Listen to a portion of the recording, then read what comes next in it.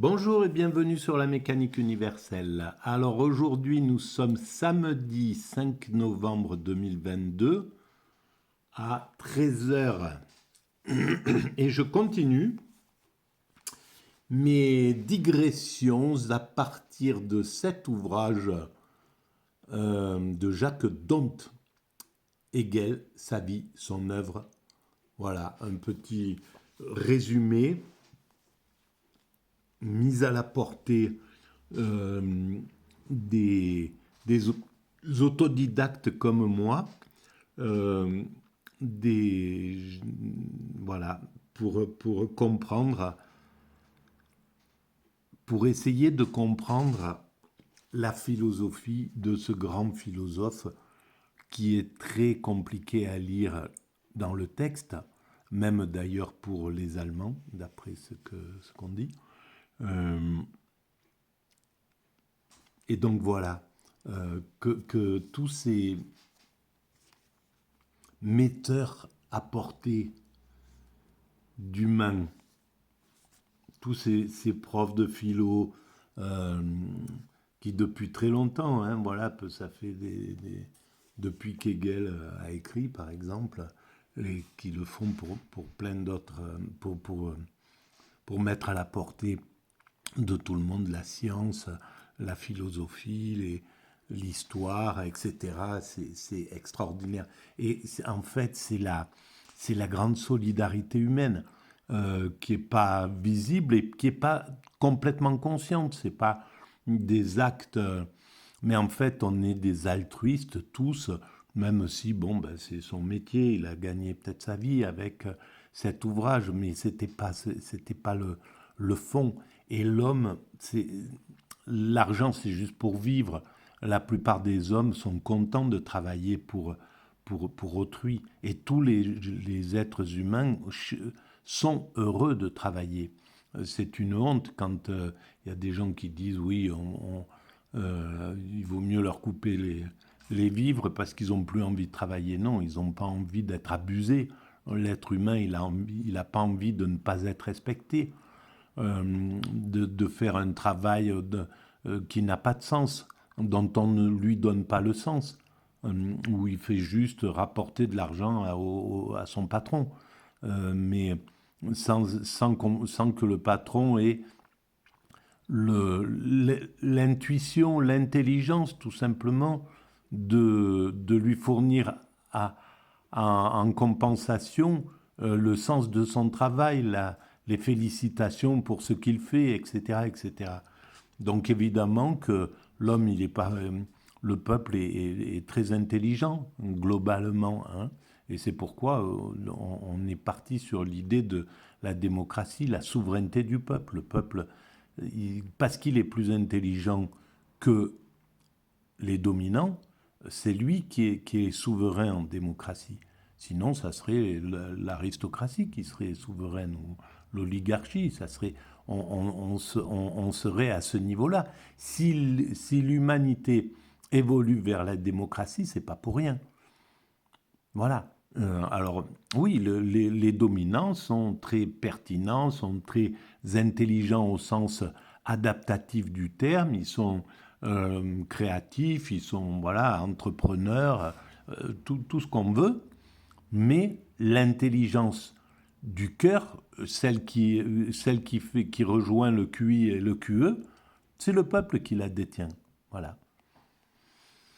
Et donc le peuple aime travailler et pour ses frères humains, il a cette conscience. Quand on écoute des reportages à la télévision, quand c'est le peuple qui parle, il dit moi j'ai fait ça pour que les autres ne fassent pas la même erreur ou pour aider telle ou telle personne. Et globalement, quand on écoute un dominant, il parle de lui, il est dans un égoïsme. La plupart du temps, il va jamais dire qu'il travaille clairement pour le peuple, à part si c'est un système politique pour se faire réélire, évidemment. Mais je parle des, des patronats. Bon, bref, voilà, c'est une petite digression. Évidemment, voilà, les dominants et dominés sont l'endroit et l'envers d'une seule médaille, qui ne pourrait pas vivre sans les deux. Voilà, donc ils sont absolument nécessaires, chacun des deux. Bon, euh, alors je continue ma lecture, je découvre en même temps, hein, c'est la façon dont je pratique, je lis, je découvre et éventuellement je digresse, je fais des digressions, voilà, si je sens que c'est important. Alors c'est en lien avec mon site mécaniqueuniverselle.net qui parle de l'évolution de l'humanité et j'essaie de démontrer que l'humanité est destinée à atteindre son ultime perfection. Alors, je brûle d'envie de parler un petit peu de faire des propositions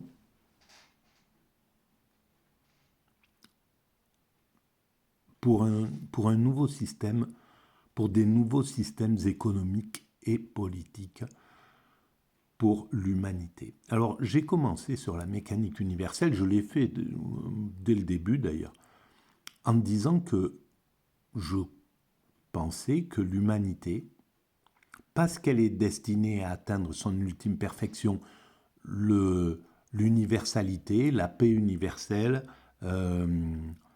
voilà, une perfection écologique, une perfection sociale, etc., etc. La fin de l'homme loup pour l'homme, donc un homme qui devient totalement respectueux de ses congénères, etc. Bon. Donc, dans cette option, je disais que le libéralisme, qui est malgré tout le meilleur système, simplement, il a fait son temps, maintenant, il doit évoluer. Ça, c'est clair. On ne peut plus être dans le libéralisme qu'on a connu. Il a apporté l'égalité, la liberté à l'humanité, autant que le communisme, voilà, ont amené l'idée d'égalité aussi à cette humanité, mais le libéralisme a amené donc la liberté, qui est un fondement de l'humanité. Voilà, alors on est arrivé à une liberté assez relative quand même dans l'humanité, au moins en Occident. C'est clair qu'on a développé beaucoup de liberté pour les femmes, voilà. Il y a encore du travail pour gagner des pans encore de liberté. Et donc, je pensais que dans l'avenir, l'humanité ira vers le symbiotisme, un système symbiotique. Autrement dit, un système qui engendre, où chacun de toute l'humanité engendre pour ses congénères du bon, du bien, etc. Voilà. Et ce qui forme une sorte de symbiose. Voilà, un libéralisme symbiotique peut-être, etc. Et l'idée de la symbiose, c'est que ça inclut une idée d'égalité, de tendre vers l'égalité, tendre vers toujours plus d'égalité. C'est d'ailleurs ce que fait l'évolution de l'humanité, entre les origines où nos origines primates, où le dominant est tout puissant, il interdit voilà, les prétendants de passer, il ne partage pas le pouvoir, il est là, voilà, dans son truc, même si c'est plus compliqué que ça quand même, c'est un peu plus complexe, mais globalement, il est dans cette toute-puissance. Il a le droit de vie et de mort sur chacun. Alors, il est limité dans sa violence par l'instinct du bien, par une sorte d'instinct du bien. C'est comme ça que j'explique sur la mécanique universelle. Euh, mais il est dans cette toute-puissance. Et progressivement, en plaçant au-dessus du dominant naturel, du primate naturel que nous étions, et en plaçant au-dessus du primate culturel que nous sommes devenus, un dominant supérieur, Dieu, ça a obligé le dominant terrestre, le dominant, le roi, l'empereur, voilà, ça l'a obligé de se soumettre lui-même à un dominant, donc de rabattre son désir de toute puissance. Et en plus, il devait répondre à ce que les dominés, puisque c'était les spirituels qui disaient à ce roi qu'il devait se conformer à ce que préconisait le Dieu, à ce que préconisait le Dieu, c'est-à-dire faire du bien, le maximum, ne pas être méchant, etc., etc. Et donc ça a quand même maîtrisé pendant des millénaires les dominants ordinaires, quoi, les dominants humains, voilà, dans l'humanité. Bon, bref. Et donc,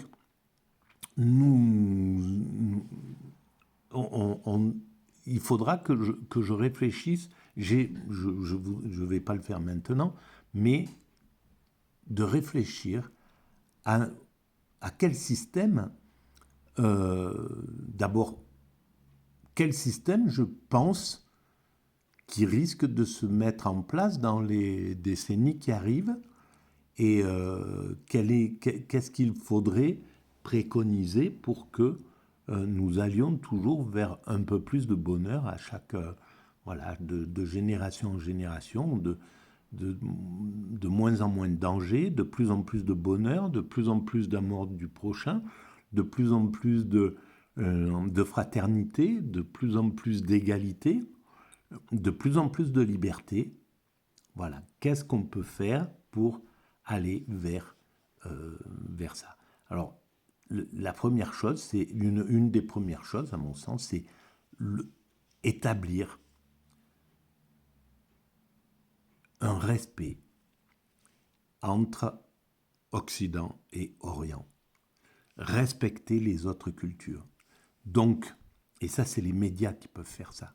C'est les médias qui peuvent aller chercher les belles choses dans les autres cultures. Par exemple, là, évidemment qu'il faut soutenir les femmes d'Iran qui veulent se libérer, qui ont besoin de cette liberté. Et les hommes ont besoin de cette liberté aussi, en eux-mêmes, de libérer les femmes, pour que la société iranienne puisse évoluer de façon plus limpide. Ça veut dire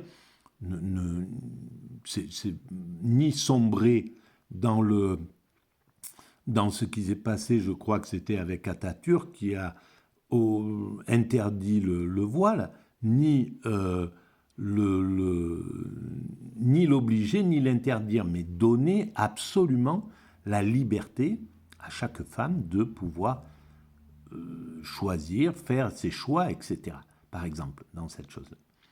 Alors, évidemment, et on montre, les médias occidentaux montrent de l'Iran une société comme si c'était une société archaïque, en se basant juste sur cette chose-là, qui est essentielle, qui est importante, mais qui ne représente pas la vie en Iran. Les femmes en Iran ont un pouvoir énorme, mine de rien.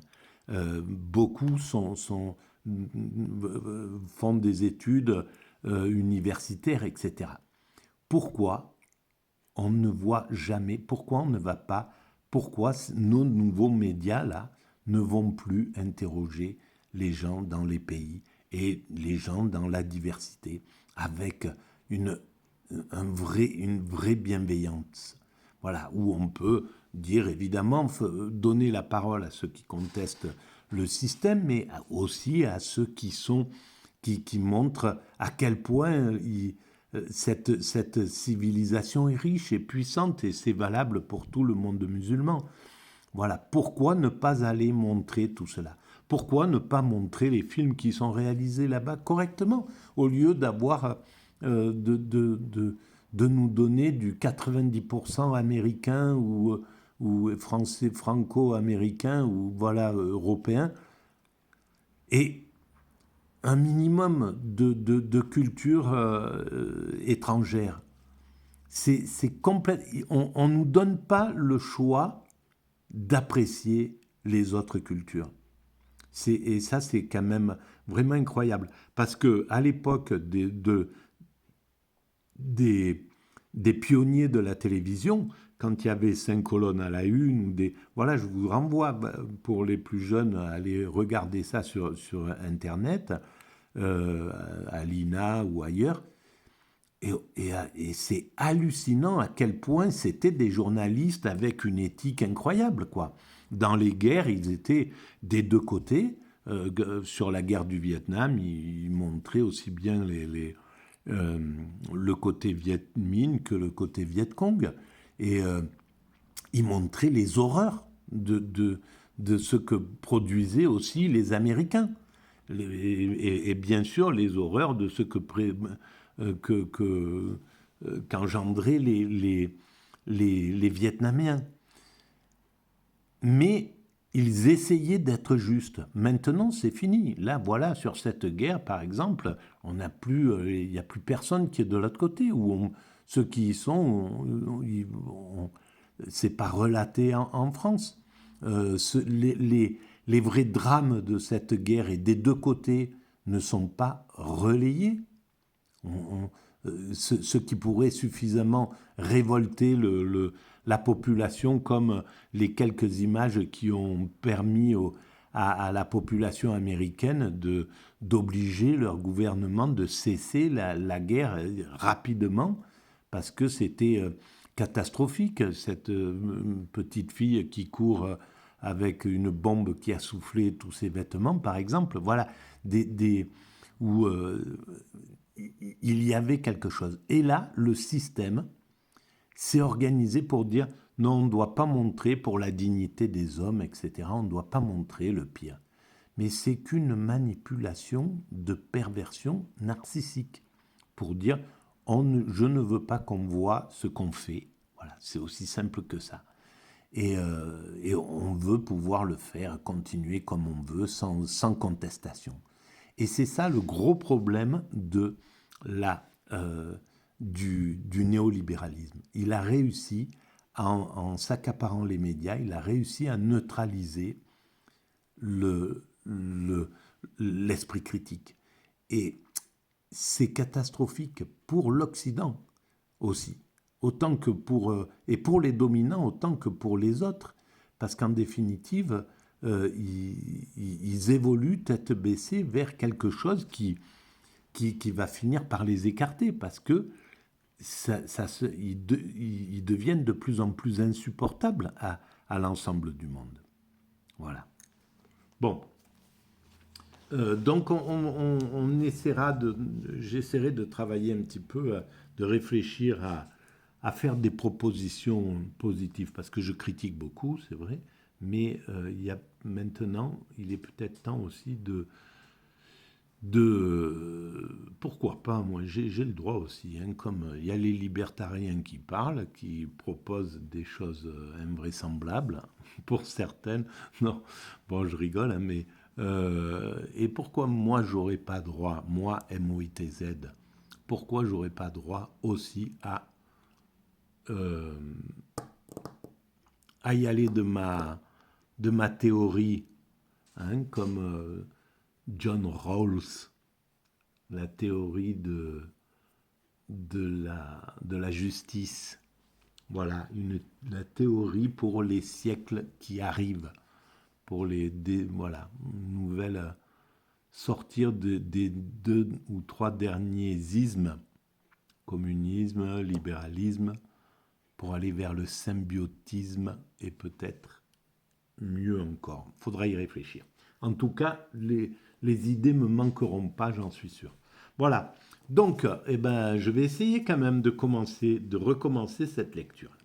Allez, j'y vais. Comment rester kantien si l'on agit? Parce qu'apparemment, Kant,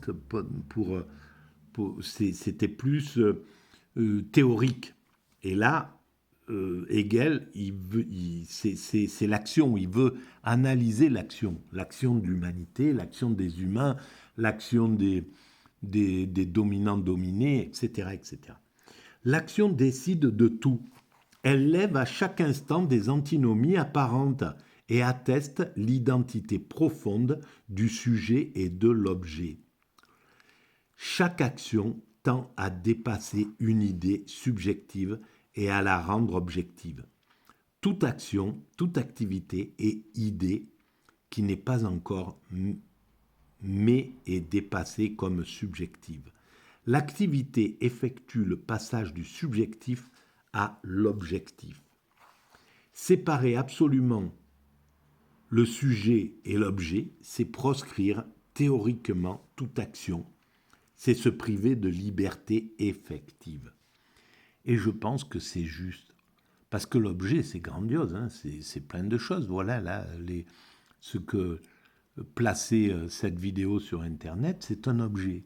Voilà, on est tout le temps au contact de l'objet et de faire des objets, même, voilà, même quand là on commence à penser la décroissance et à faire voilà, on ira vers une diminution de l'objet, évidemment, et aller vers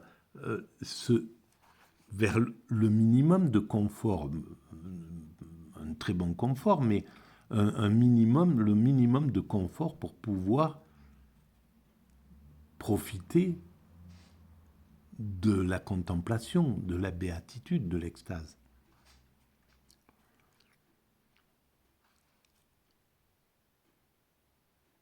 La doctrine kantienne méprise l'expérience de la vie.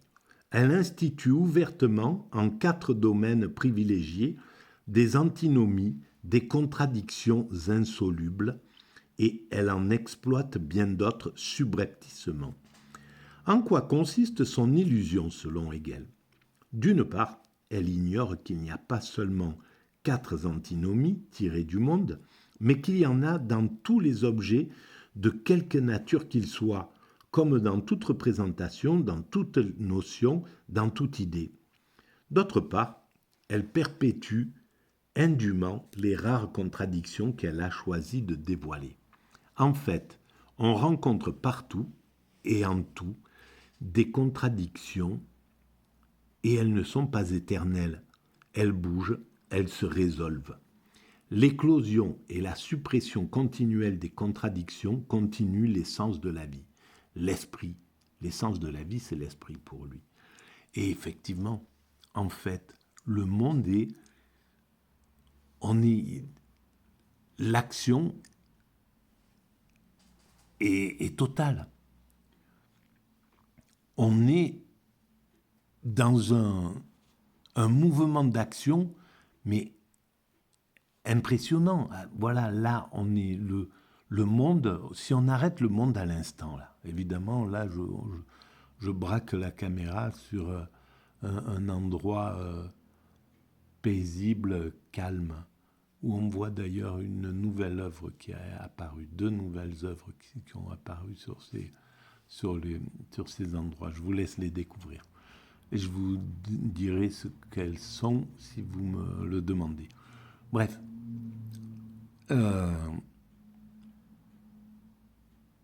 Mais, à l'instant, là, l'activité de l'humanité, elle est impressionnante. Elle est sur toute la planète. Ça n'arrête pas. On construit, on arrange, on améliore, on rencontre, on apprend, on développe, on pense, on cherche, on découvre, etc., etc.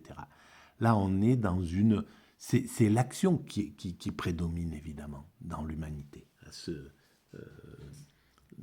Là, si on y réfléchit. Donc, et effectivement, on ne peut pas se passer de cette idée-là.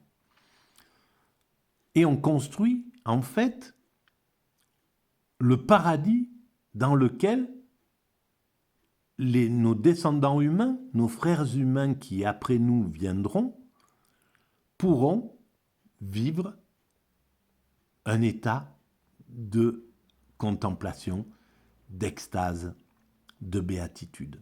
Voilà, de rencontre, de fraternité, d'amour, voilà, cet état-là. J'ai déjà dit dans des vidéos précédentes que cet état, pour nous, il nous paraît insupportable aujourd'hui parce qu'on ne peut pas imaginer comment l'humanité pourra le vivre dans 2, 3, 400, 500 ans. Je ne sais pas quand est-ce qu'arrivera cet état-là. Mais en tout cas, quand il arrivera, les hommes seront préparés. Les hommes seront tout à fait adaptés à la situation. Comme nous sommes adaptés maintenant à une situation qui n'exige pas des guerres à chaque printemps, comme c'était peut-être le cas à l'époque des Romains, des Grecs, etc. Et à plein d'autres choses. On est acclimaté, on s'est adouci.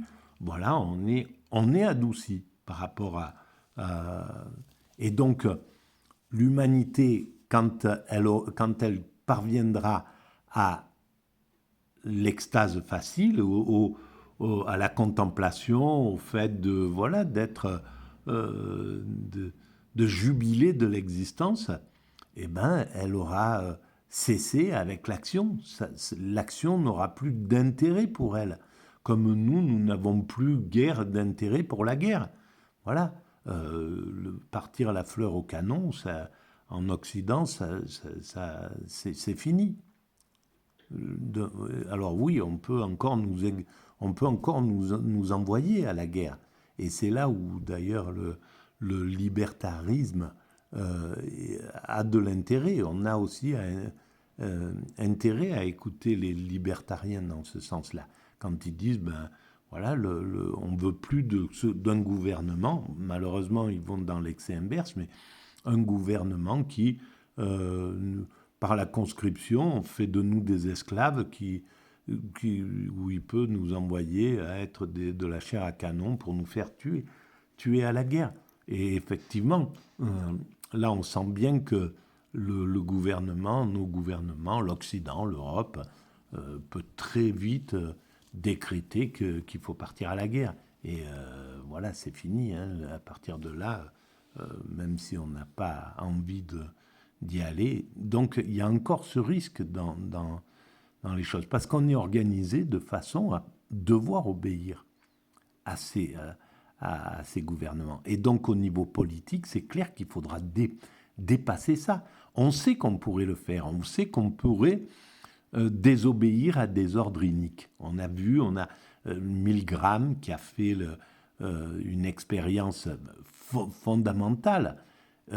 Elle n'était pas juste là pour que ça devienne du spectacle, mais c'était pour dire il faut poser des lois qui permettent de désobéir, de faire de la désobéissance civile, qu'on soit protégé lorsqu'on nous demande, lorsqu'on exige de nous ou qu'on nous donne un ordre inique.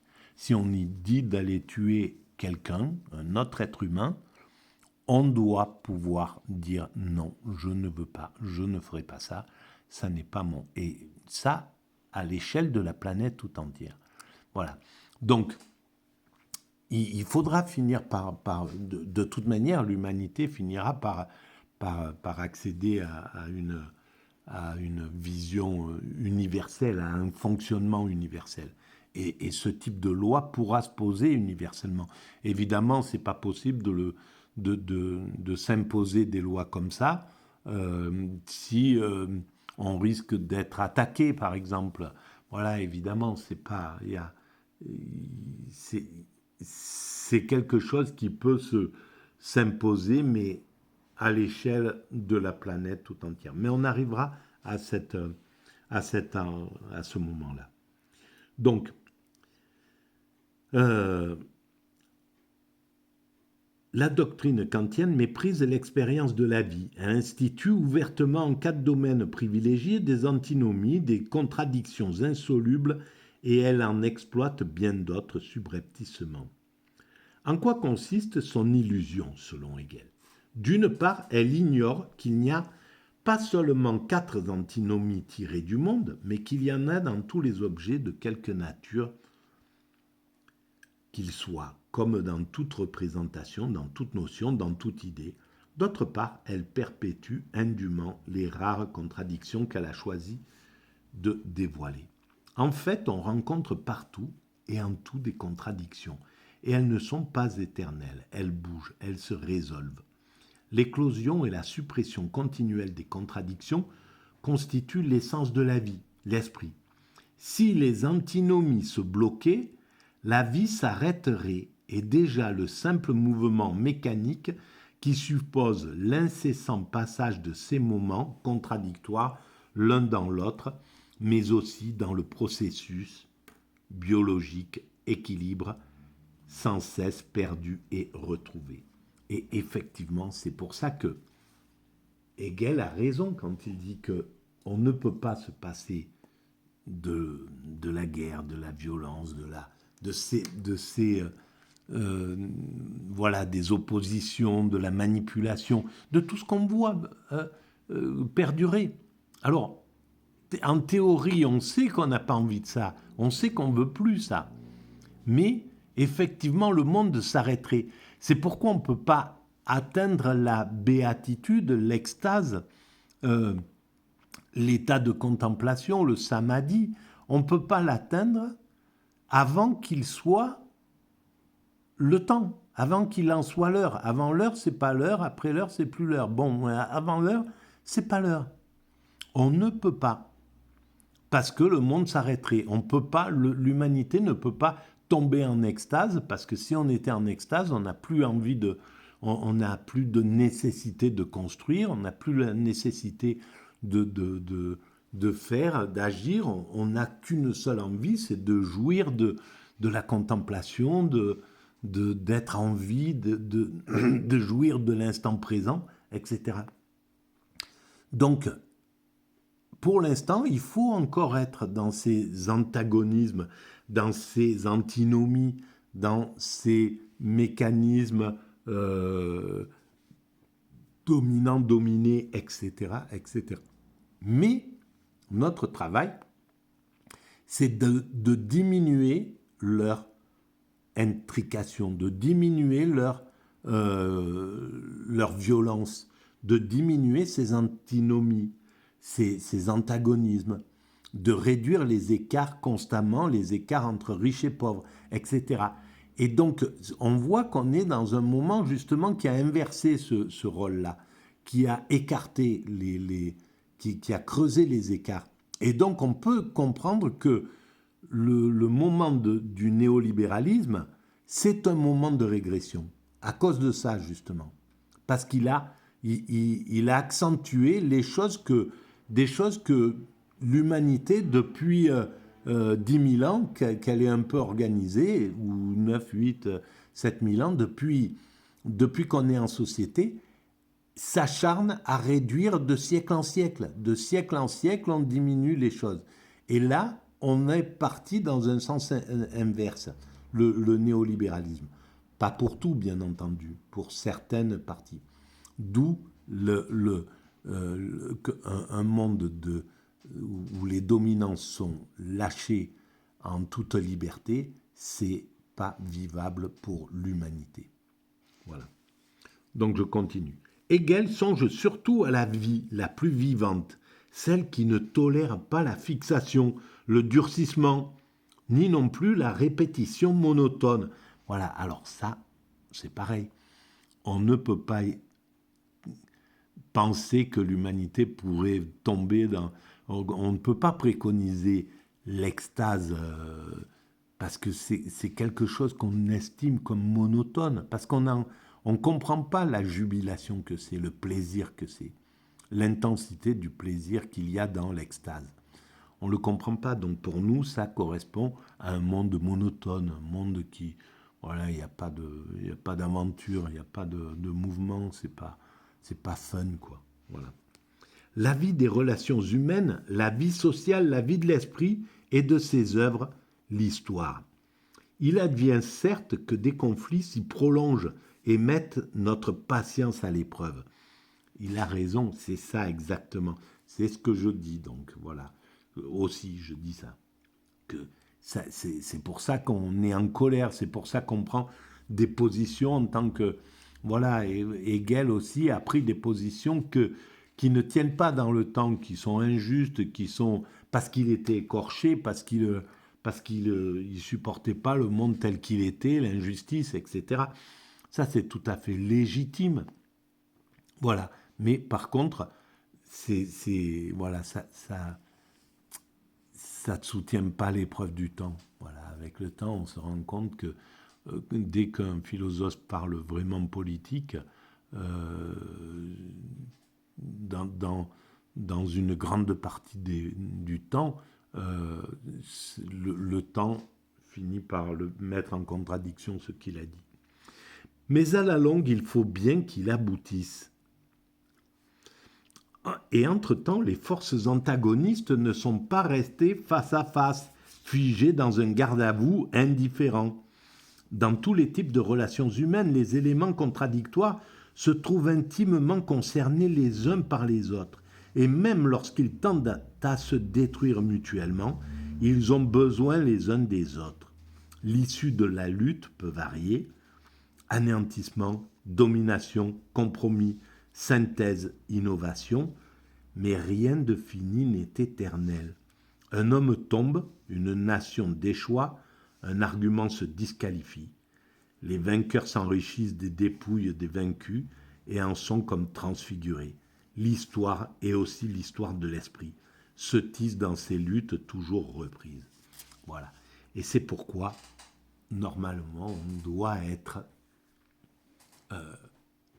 c'est l'optimisme qui doit prédominer. Parce que le monde...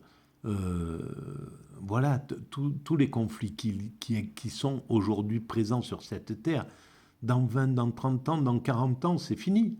Ils ne seront pas là, il y en aura peut-être d'autres, mais ils auront été résolus.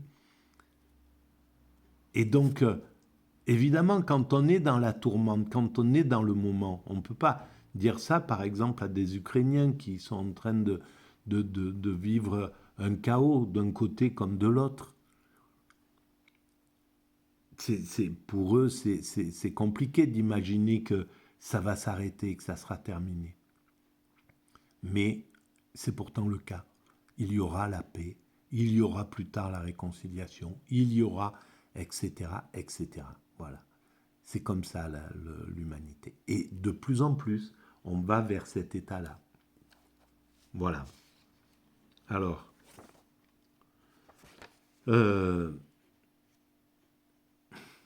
elle passe par des phases qualitativement distinctes, l'histoire de l'humanité. Hegel a eu le sens très vif de la discontinuité.